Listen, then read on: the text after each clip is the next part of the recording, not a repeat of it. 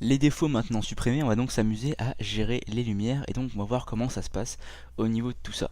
Donc moi ce que j'aime bien faire c'est faire un groupe au-dessus, donc je crée un groupe et dans ce groupe je vais venir mettre des calques de réglage, donc je vais appeler ça donc le groupe lumière par exemple, voilà, et on va aller donc gérer les lumières globales de la scène. Donc ce qu'on va faire c'est qu'on va donc venir prendre dans les calques de réglage un niveau, donc là je prends un niveau par exemple. Ça c'est une des méthodes de travailler. Vous allez voir dans les masterclass plus tard, on va pouvoir voir différentes méthodes. Mais là pour commencer on va prendre un niveau. Vous voyez que là la zone de lumière commence à là. On va pouvoir revenir jusqu'ici. Donc là ce serait là où il y aurait des pics d'intensité. C'est-à-dire que là en fait c'est neutre. Si vous allez ici, c'est les pics d'intensité. Ça dépendra de votre photo en fait. Chaque photo a son graphique différent. Ça se peut que votre truc commence à là, donc restez là. Mais sinon on peut venir éclairer, ça ne dérangera pas plus si on vient ici. Si on commence à venir là, là c'est des pics. Donc on va venir se mettre ici tranquillement. N'oublie pas, on veut un truc chaleureux. Donc là maintenant, le gris au milieu, vous voyez que là si on va dans les ombres, il éclaire les ombres, et là si on va dans les foncés, il va dans l'autre côté, il fonce l'éclair. Bon, on veut du chaleureux, donc on va déboucher un petit peu les ombres, comme ça, voilà. Donc il faut tout joue ensemble, donc là si on veut faire ça, si je veux dans ce sens là, je vais baisser mes hautes lumières par exemple, vous voyez. Ça c'est la haute lumière, les ombres et le milieu. Donc voilà, vous voyez que là si je fais avant-après, beaucoup de contraste, moins de contraste, beaucoup de contraste, moins de contraste. Donc jusque là, ça va, on a réglé un petit peu la lumière pour avoir un truc beaucoup plus lumineux à ce niveau là. Maintenant, on va vouloir régler la lumière sur le fond et pas sur les éléments au centre. Donc on va aller sur Défaut Remove, donc qui va être aussi notre BG, donc Défaut Remove BG pour background. Et je vais venir faire un niveau aussi dessus. Donc je viens créer un niveau, et lui je le mets en masque d'écrêtage. Je vais vous montrer, clé droit, masque d'écrêtage. Comme ça en fait ça va s'appliquer seulement à ce calque là. Donc je vais venir descendre un petit peu, monter un petit peu ça, monter un peu les contrastes, PC, voilà. Fais des petits ajustements, vous n'êtes pas obligé, mais moi j'ai des petits ajustements juste pour améliorer un peu la photo.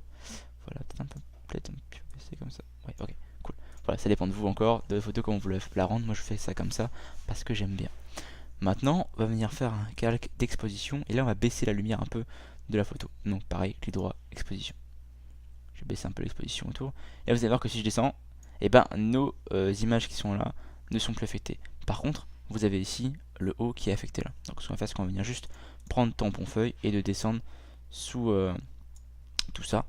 On va même, ce qu'on va faire, c'est qu'on va juste, alors je vais décoller ça. Je vais fusionner en fait tampon feuille et défaut removal. Donc je vais juste prendre les deux, contrôle clic sur le deuxième calque, clic droit, convertir en objet dynamique, ok. Et là vous faites clic droit, pixeliser le calque, ça fera un seul calque. Je réactive mon exposition et voilà, là où c'est plus là. Donc je vais venir juste remonter un peu l'exposition parce que je veux juste que tout mon tour soit un peu plus clair, un peu plus foncé pardon, que mon sujet qui est là. Donc là ça va, par exemple là, ok. Donc là, c'est très léger, mais ça fait le taf. Voilà, un peu moins sombre quand même. Genre comme ça, ok. Voilà. Maintenant que c'est fait, on va pouvoir s'occuper des objets indépendamment. Donc là, vous avez rose. Donc rose, ce qu'on va vouloir lui faire, c'est avoir un beau contraste sur la rose. Donc on va venir monter, prendre par exemple le niveau, clé droit, créer un masque d'écrêtage. Et je vais venir, par exemple, hop, donner un plus de contraste à la rose, plus de lumière et plus de contraste en même temps. Pour avoir une rose belle et intense, rouge. Donc là, vous voyez qu'on peut gérer les lumières indépendamment selon vos objets une fois que c'est sélectionné. Au niveau des petits bocaux qui sont là, des petits lave-mains. Pareil, masque d'écrêtage, et on va venir donc gérer les lumières par rapport à ça. Voilà. Dans concombre, j'écris cocombre, mais je vais mettre concombre. Pareil, un petit niveau, hop, on va venir gérer les lumières.